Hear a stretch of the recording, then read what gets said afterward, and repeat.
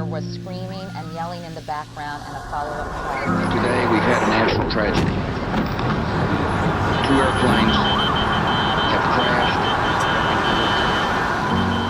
The United States military has begun strikes against Al-Qaeda terrorist training camps in Afghanistan. What has happened in the past 45 minutes or hour or so, the start of A-Day, the start of the aerial bombardment, the massive U.S. airstrike campaign that has been dubbed shock and awe.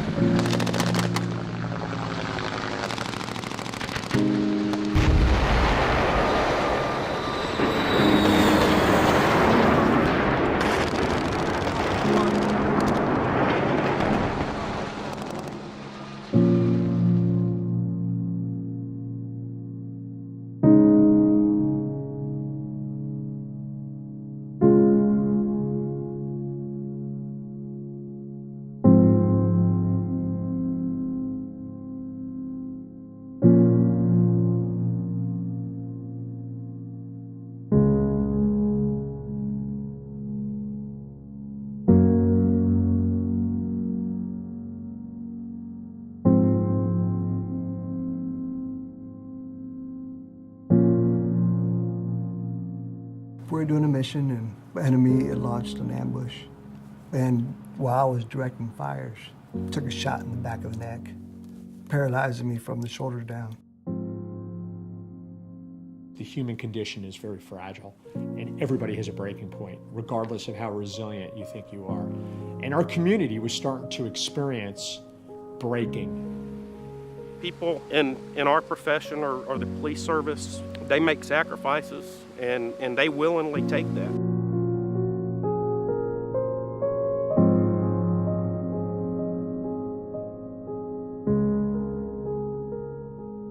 You know, I'm probably the highest level of injury as far as cervical-wise that you'll see running around.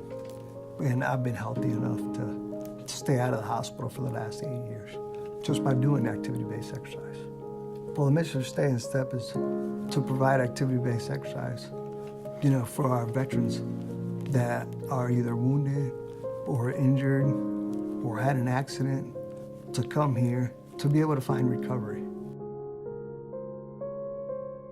We are always looking for what is the best, what is out there that we can bring to Stay in Step. We are always doing research, what is available, any new training. So what we are doing here is providing a good quality of services for our people. That's why it's so important, the community support, because you can have a dream, but if you don't have the support, it's gonna be a dream. What happens if we do nothing to support an organization like Stay in Step? What happens if you guys don't exist anymore? You know, nobody would remember Stay in Step and what we did and what we have done to provide physical therapy to our veterans. We have a Vietnam veteran that comes here that he's probably, in a year and a half, he's probably missed 6 or 7 times. That's it, and he comes 3 times a week. It's very important to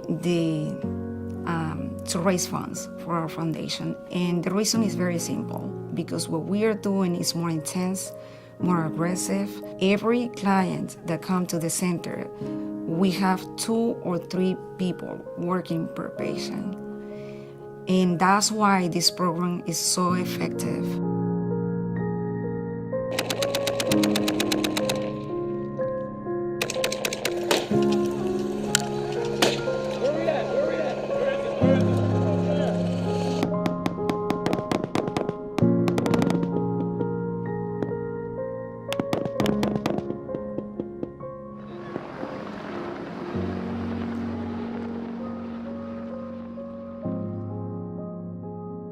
Well, it's actually, you know, if you look at the big picture, people entrust themselves to us at what could be some of the worst times in their lives.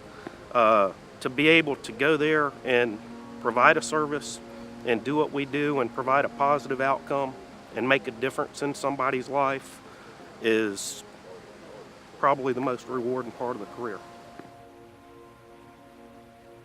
Gold Shield is an organization that was put together in 1981, after a police detective and 2 firefighters in Tampa were killed. The idea of the gentleman that put it together was to be able to provide funding for college education for the survivors. It provides an opportunity for them to have the education that might not have been afforded to them because of the loss of this parent.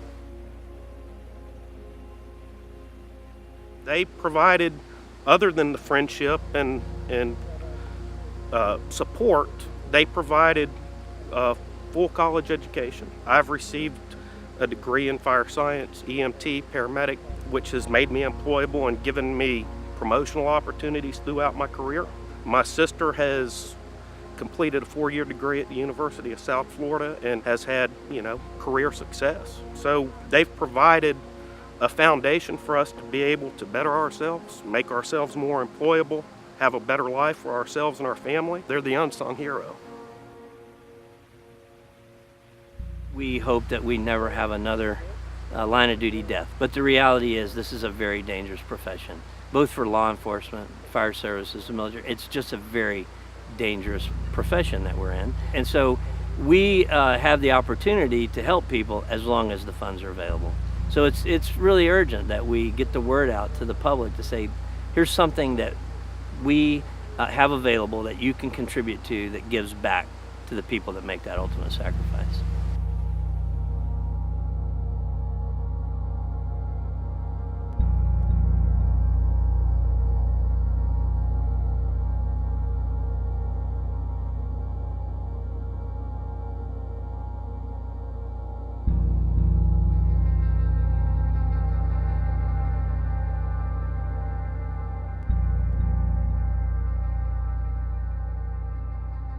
I don't believe most of my teammates commit suicide. I believe the ones that have these challenges fall victim to suicide. And why is that? Well, the stigma to go get behavioral health care is enormous. It really is. If you as a service member, if you as somebody in the special operations community request to go to the medical clinic to speak with a behavioral health expert, everybody immediately is going to ask you, why are you doing that? And in that very instant, you will be marginalized.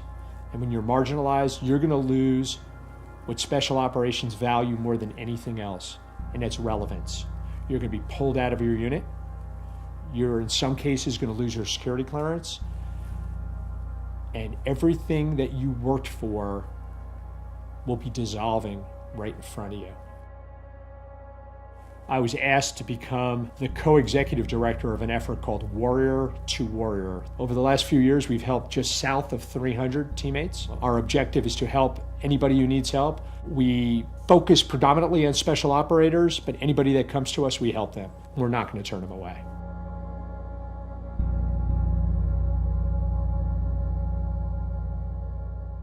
What we do subtly at the beginning is we'll pair them up with other teammates. And this won't happen right away, but we have teammates that we've helped, and thank God they've moved along and their wellness is going to a place of goodness, where we'll ask them to become mentors for us. Almost like the Alcoholics Anonymous model, where you have a sponsor. We look at it the same way. If you can make somebody be relevant for somebody else's life, that's hugely powerful.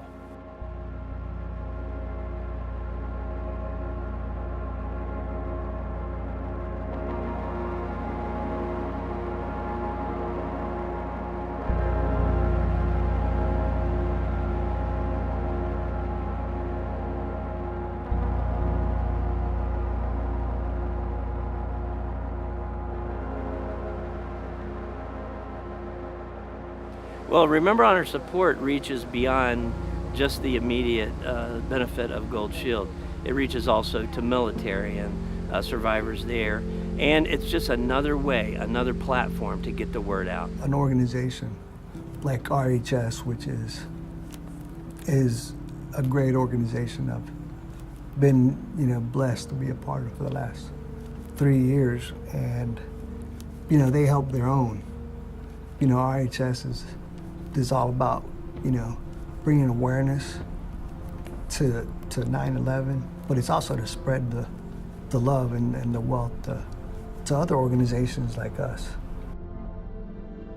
And RHS has come right at the perfect time as we're really coming out. This is the year. We've had support from some corporate sponsors, just people we randomly ran into that believed in our mission, but now we're taking it to the American people, and I can't think of a better way to do that than at the 9/11 breakfast. And RHS is making all that possible, so thank you to them. And thank you to everybody for being here today, absolutely.